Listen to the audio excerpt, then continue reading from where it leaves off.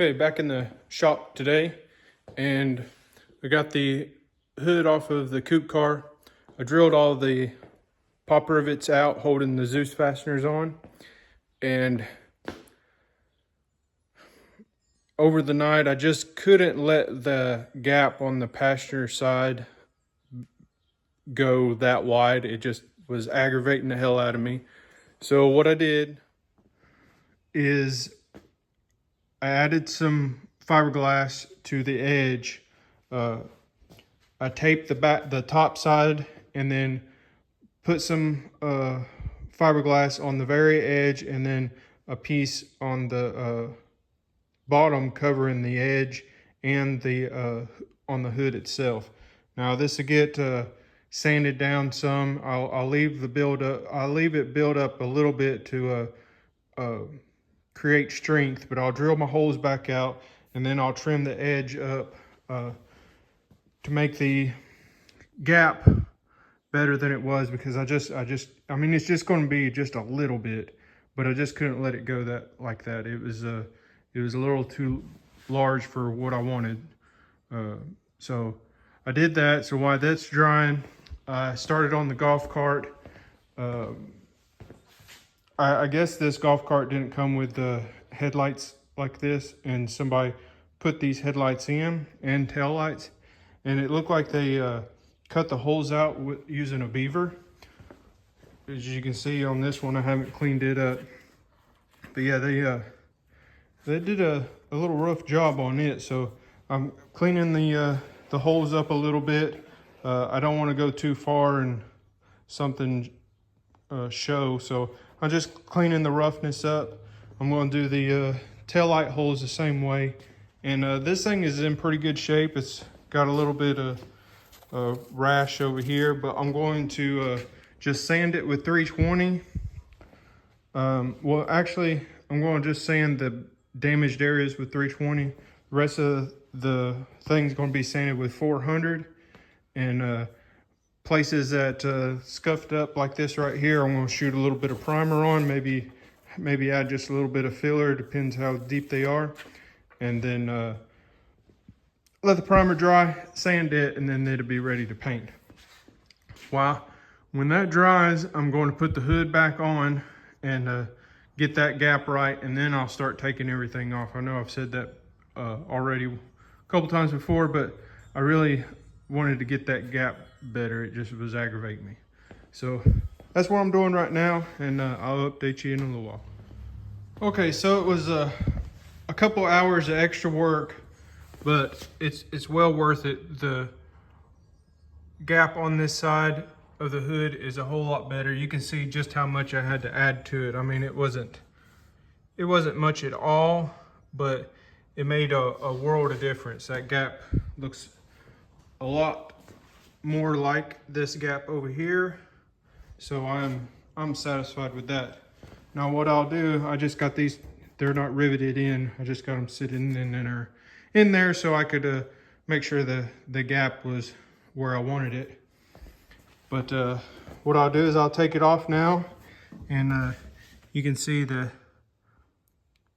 it is just as thick as the original hood. It's all flush with the top side. What I'll do is I'll sand this edge right here with 80 grit and just skim a little bit of filler over top of it, just to take up any tiny low spots and pinholes or what have you that might be in that raw glass, because I don't have gel coat over top of it like the rest of the hood. But that makes me feel a lot better. I couldn't just leave it with the gap as big as it was, so that makes me feel a lot better. So I got some filler put on the hood here on the edge. It's nice and dry. I'm about to sand it. But before that, I have the front bumper off of the coupe, and I'm going to be putting some fiberglass on some damaged areas on the front bumper. Got a crack right there. Got a crack down here at the corner edge, and some where it's been like hitting the ground and stuff. It was scratched up. Have a hole here that part of the bumper was ripped out for some reason, so I'm going to build that back up because that's where it mounts down at the lower section. So I want to make sure that's fixed. There's a couple cracks right here. I'm going to fix that. I did not do any of this. This is done from somebody else. This bumper's had a couple different holes in it, I reckon, and it was fixed by somebody else. Looks like they got a paint stick in there. Yeah, got a busted place over here in the corner. Put some tape on the backside so the resin and stuff won't flow out through the hole. Got a little bit of damaged area, not too bad, no crack or anything on the corner here. And then a little bit of stress cracking here on the corner, just from wrapping around that fender and stuff, vibrations and stuff. It's common to see them there. And you a lot of times you see them start cracking right here. You can see the paint is cracked a little bit, but it's not bad. A little bit of sanding, a little bit of filler, fix that. This side's a little worse, but not bad, which I'll smooth this up too. But right now I'm just prepping for fiberglass work.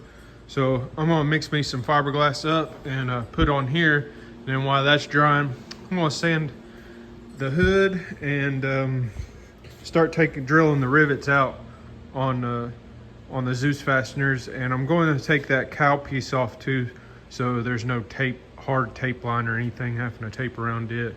And so I can take the trim off there, so I don't have no tape line or anything right here. So I'm gonna take that off also. I did weld up there was three holes for the trim over here on this fender, but it's weird, it wasn't on the other side, just on this side. Welded them up, skimmed a little bit of filler on that.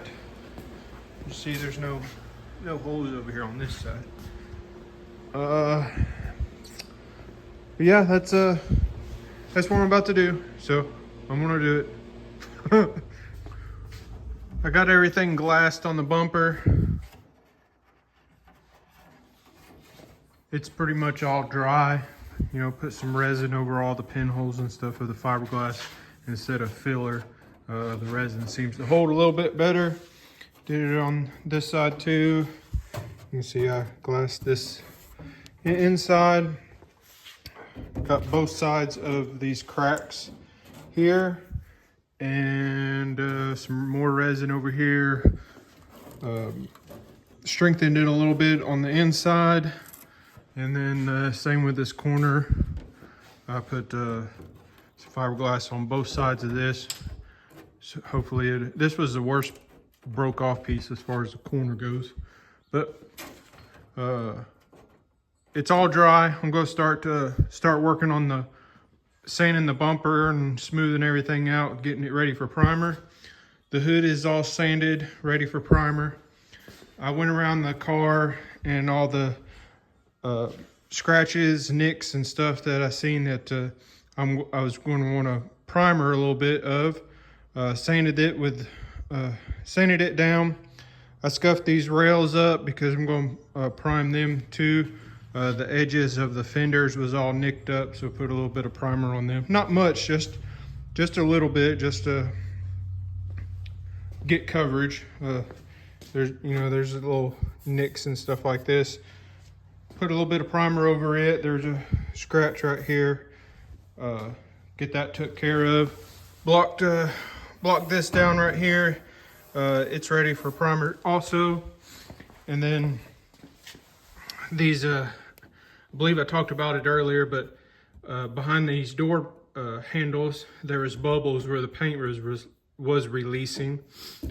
Sanded it down, and when I was taking the lock out, the paint is so thick that when the lock came out, it chipped away at the keyhole, so I had to feather that out. I'm going to have to put primer there, and this is going to make it real difficult.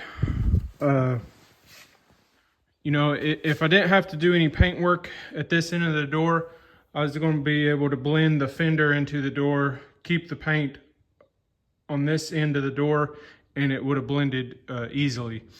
Now there's really no blending to it. I'm going to have color right here, and hopefully it's going to be close enough to where you won't be able to tell much of a difference from the door to the quarter panel. Now, working this stuff and everything, especially down there, I was sitting down and looking down the door, and I seen that you can see the waves right there. Let me point to it. There's 2 dents in the door right there, and also one right there. Now there's holes on the inside of the door, like maybe there was a crease or something here, and maybe a paintless dent repair person worked that, because it's actually a Audi also followed with a dent right above it. But he didn't say anything about fixing any of that. He just wanted this blended, and then when he brought it here is when he found out that the paint was releasing under the handle, so there was really no talk about doing any work here. Well, if I'm going to paint this close, I got to talk to him about what he wants to do, because I'm going to have color right there. Might as well fix these few dents also, but you can see how different the color is right there. Squirrel. I got to talk to him about that, see if he wants me to fix them dents also. And then over here on this side, it's the same thing. Paint was releasing here, and when I took the key lock out, it chipped away some paint here, so I had to feather that out. This is actually worse than the other side, but same thing. Gonna have paint right here on the edge of the door. Sucks, but hopefully the color will be close enough where you won't be able to really tell. I did paint this wing, and I mean, the color is pretty dang close. So I may not have any trouble with it. Hopefully not. But I'm going to move the car over into the paint booth after I talk to him about them dents, because if I had to fix them dents, I'm gonna fix them over here. But if not, then everything else is ready for primer. So I was gonna move it into the booth before I start making a bunch of dust and stuff with the bumper. I want to try and keep this as least dusty as possible. I know it's getting dust on it, but try and keep it as clean as I possibly can. And then if I roll up the windows, I won't be able to shut the doors and be able to get in. So I don't want a bunch of dust going inside the car either. So I'm gonna move it over into the booth before I start working that front bumper. So let me see what he wants to do about the door, and then I'll go from there.